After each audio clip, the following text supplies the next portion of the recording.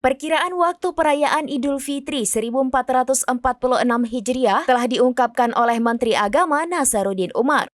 Menurutnya, hari besar umat Islam tersebut diprediksi akan berlangsung pada tanggal 31 Maret 2025.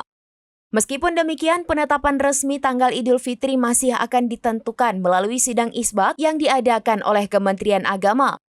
Sidang ini dijadwalkan berlangsung pada tanggal 29 Maret 2025.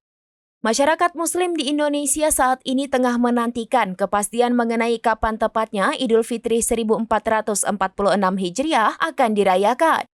Prediksi yang disampaikan oleh Menteri Agama sejalan dengan ketetapan yang telah dikeluarkan oleh pimpinan Pusat Muhammadiyah yang juga menetapkan tanggal 31 Maret sebagai Hari Raya Idul Fitri.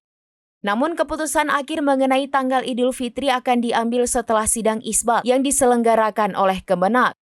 Sidang ini akan melibatkan partisipasi dari berbagai pihak termasuk para tokoh agama, ahli astronomi, dan pakar ilmu falak dari berbagai organisasi Islam.